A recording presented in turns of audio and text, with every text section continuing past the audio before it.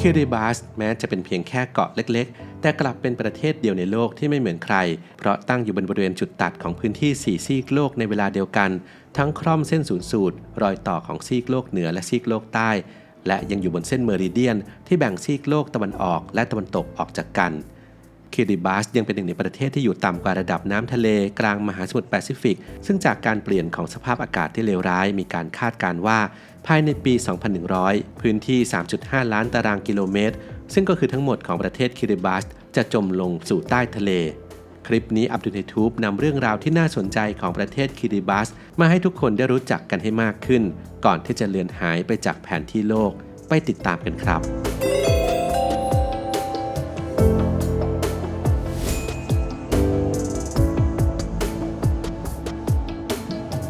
อาชีพรายได้ดีได้เที่ยวฟรีรอบโลกทำงานไม่กี่ปีมีเงินเก็บเป็นล้านเรียนทำงาน F&B Service เรือสำราญนึกถึงเรามารุโชติพร้อมปั้นคุณสู่มืออาชีพหลักสูตรนานาชาติการบริการอาหารและเครื่องดื่มมาเป็นครอบครัวมารุโชติและสำเร็จไปด้วยกัน 1. ประเทศแรกที่ได้เฉลิมฉลองปีใหม่ประเทศหมู่เกาะคิริบัสประกอบไปด้วยเกาะสำคัญ3เกาะเรียงตัวกันไปตามมหาสมุทรแปซิฟิกได้แก่กิลเบิร์ตไอแลนด์ฟินิกไอแลนด์และไลน์ไอแลนด์โดยทั้ง3หมู่เกาะนั้นประกอบไปด้วยเกาะเล็กเกาะน้อยอีกมากมายโดยตำแหน่งที่ตั้งของประเทศทำให้วันและเวลาของประเทศนี้แตกต่างกันโดยเส้นแนวตั้งหรือเส้นลองติจูดของโลกเรามีทั้งหมด360เส้นแบ่งออกเป็นฝั่งซีกซ้ายและซีกขวาของโลกข้างละ180เส้นและตรงกลางคือลองติจูดที่0ที่พาดผ่านกรีนิชลอนดอนสหราชอาณาจักรประเทศอังกฤษดังนั้นเพื่อให้เข้าใจในเรื่องของวันและเวลาที่ตรงกันทั่วโลกจึงใช้เส้นลองติจูดมาเป็นตัวกำหนดเขตของเวลาหรือ UTC Universal Time Coordinate นั่นหมายความว่าที่กรีนิชลอนดอนสหราชอาณาจักรคือ UTC 0และกำหนดให้ทุกๆ15เส้นลองติจูดถัดไปจากเส้นที่0จะเพิ่มหรือลดเวลาไป1ชั่วโมงอย่างเช่นประเทศไทยอยู่ที่เส้นลองติจูดที่บวก100เมื่อคำนวณด้วยเงื่อนไขดังกล่าวทำให้ประเทศไทยมี UTC บวก7สำหรับประเทศคิริบัสประเทศที่ตั้งอยู่ในตำแหน่งเส้นเวลาที่ซับซ้อนเพราะรูปร่างของประเทศทำให้ควบรวม3เขตเวลาเข้าด้วยกันคือมีทั้ง UTC บวก12ที่กิลเบิร์ตไอแลนด์ซึ่งเป็นที่ตั้งของเมืองหลวง UTC บวก13ที่ฟินิกไอแลนด์และที่ไลน์ไอแลนด์มี UTC บวก14ซึ่งก็คือเวลาสากลที่บวกเพิ่มมากที่สุดนั่นทำให้ที่ไลน์ไอแลนด์แห่งคิริบัสเวลาจะเดินไวกว่าทุกประเทศบนโลกคิริบัสจึงกลายเป็นประเทศแรกที่ได้เห็นดวงอาทิตย์โผล่พ้นขอบฟ้าและแน่นอนว่าเป็นประเทศแรกที่ได้เฉลิมฉลองปีใหม่ก่อนใครบนโลกนั่นเอง 2. ชาวคิริบัสยอดนักตกปลาเกาะคิริบัสมีประวัติศาสตร์อันยาวนานย้อนหลังกลับไปตั้งแต่ 3,000 ปีก่อนคริสตกาลที่ชาวไมโครนีเซียเดินทางอพยพเข้ามาตั้งถิ่นฐานบนดินแดนกลางน้ำทะเลสีฟ้าครามแห่งนี้การอยู่ท่ามกลางทะเลนั้นหมายความว่าชาวเกาะคิริบัสมีวิถีชีวิตผูกพันกับน้ำทะเลอย่างแน่นแฟ้นโดยเฉพาะด้านอาหารการกินที่ดำรงชีวิตด้วยการล่าสัตว์น้ำมาตั้งแต่อดีตจวบจนถึงปัจจุบันข้อดีของชีวิตที่ผูกพันกับท้องทะเลก็คือชาวคิริบัสล่วงรู้ด้วยภูมิปัญญาที่ส่งต่อมาจากบรรพบุรุษว่าต้องไปหาปลาในบริเวณใดของมหาสมุทรอันกว้างใหญ่โดยรู้ไปถึงตำแหน่งที่แม่นยำของปลาแต่ละชนิดและมีกลวิธีเฉพาะในการตกปลาที่น่าอัศจรรย์โดยสามารถตกปลาสายพันธุ์ที่ต้องการได้โดยไม่ต้องลุ้นว่าวันนี้จะได้ปลาชนิดใดซึ่งวิชาการตกปลาอันน่าทึ่งนี้อยู่ในสายเลือดของยอดนักตกปลาที่ไหลเวียนอยู่ในร่างกายและหัวใจของชาวคิริบัสมาช้านาน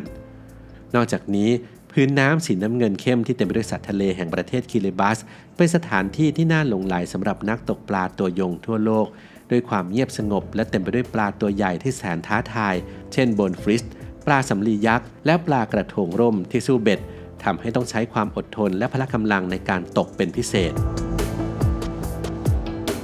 3. ให้ความสำคัญกับวันเยาวชนแห่งชาติในวันศุกร์แรกของเดือนสิงหาคมของทุกๆปีคือวันเยาวชนแห่งชาติของประเทศคิริบัสที่จัดขึ้นเพื่อเน้นย้ำถึงความสำคัญของเด็กและเยาวชนผู้ที่กำลังจะพาประเทศไปสู่อนาคตความจริงอันน่าเศร้าคือในอดีตผู้คนในประเทศแห่งนี้มีอายุขัยเฉลี่ยอยู่ที่70ปี เนื่องจากปัญหาการขาดแคลนน้ำสะอาดพฤติกรรมการสูบบุหรี่และการมีสุขอนามัยต่ำกว่ามาตรฐานสากลซึ่งในวันเยาวชนแห่งชาติของประเทศคิริบัสรัฐบาลมุ่งส่งเสริมให้คนอายุน้อยเรียนรู้และเข้าใจหนทางของการมีสุขภาพชีวิตและสุขภาพจิตที่ดีโดยมีการจัดกิจกรรมที่น่าสนุกขึ้นมาให้เด็กๆได้เข้าร่วมเช่นการแข่งขันกีฬาและมวยปล้ำท้องถิ่นนอกจากนี้ยังมีการประกวดนางงามเยาวชนสำหรับหญิงสาวบนเกาะคิริบัสเพื่อใช้เป็นโอกาสที่จะให้เด็กๆได้ค้นหาเอกลักษณ์เฉพาะตัวของตัวเองที่ซ่อนอยู่เพื่อนำมาเป็นจุดเด่นในการพัฒนาต่อยอดทั้งยังเป็นต้นแบบที่สร้างสรรค์เพราะการประกวดเวทีนางงามเยาวชนคณะกรรมการไม่ได้ให้ความสำคัญกับความงามภายนอกมากเกินไปแต่เน้นไปที่บรรยากาศของการเฉลิมฉลองแห่งเส้นทางการเติบโตของเหล่าเด็กและวัยรุ่นวันเยาวชนแห่งชาติของประเทศคิริบัสเป็นวันที่แสดงให้เหล่าเด็กและวัยรุ่นเห็นถึงพลังของการลงมือทำความพยายามความสำเร็จและความผิดหวังที่พวกเขาต้องซ้อมรับมือเพื่อให้เติบโตไปเป็นหนึ่งในประชากรที่มีคุณภาพต่อไป 4. เฉลิมฉลองวันชาติ7วัน7คืน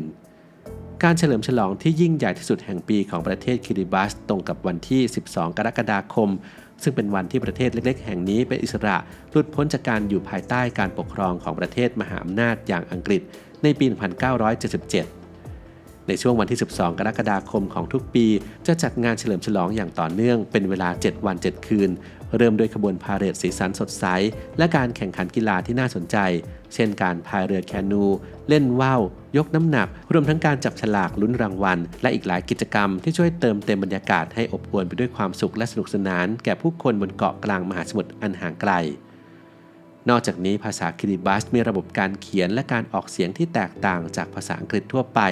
เช่นตัวอักษร TI จะออกเสียงเป็นตัว S นั่นจึงเป็นเหตุผลที่ว่าทำไมชื่อของประเทศที่สะกดด้วยตัวอักษร KIRIBATI จึงออกเสียงเป็นคิริบัสแทนที่จะเป็นคิริบาติ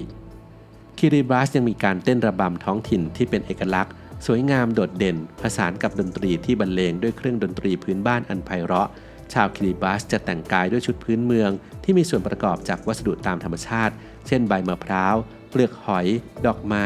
พร้อมทั้งประดับตกแต่งศีรษะด้วยมงกุฎแบบดั้งเดิมที่เรียกว่าเตเตราชวนให้สัมผัสถึงอัตลักษณ์ของการเป็นชาวเกาะอย่างแท้จริง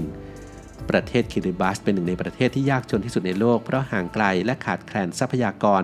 แต่ทว่าแผ่นดินกลางน้ำแห่งนี้กลับเป็นดินแดนแห่งวัฒนธรรมที่งดงามมีเสน่ห์มีความช่วยเหลือซึ่งกันและกันของคนในเกาะซึ่งพยายามรักษาสิ่งเหล่านี้เอาไว้ได้อย่างน่าประทับใจ 5. ทั้งประเทศอาจจมอยู่ใต้น้ำภายในปี 2100 ผู้คนนับแสนที่อาศัยอยู่ที่คิริบัสกำลังต้องเผชิญกับการเปลี่ยนแปลงครั้งใหญ่เพราะจากผลการศึกษาโดยคณะกรรมการระหว่างรัฐบาลว่าด้วยการเปลี่ยนแปลงของสภาพอากาศของสหประชาชาติเผยว่า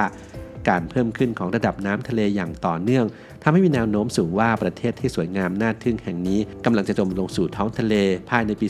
2100 ซึ่งถือว่าเป็นเรื่องที่ไม่เคยเกิดขึ้นมาก่อนความจริงที่น่าเศร้าคือมนุษย์ไม่อาจหลีกเลี่ยงความยิ่งใหญ่ทรงพลังของธรรมชาติได้ระดับน้ำทะเลที่เพิ่มขึ้นส่งผลกระทบโดยตรงกับผู้คนและคิริบัสประเทศนี้เป็นที่แรกที่ได้รู้ซึ้งถึงความรุนแรงจากปัญหาภาวะโลกร้อนอย่างเป็นทางการถนนสายหลักเพียงเส้นเดียวของประเทศกำลังจะหายไปจากแผนที่แหล่งน้ำจืดพืชพันธุ์และที่อยู่อาศัยถูกทำลายจากระดับน้ำทะเลที่สูงขึ้น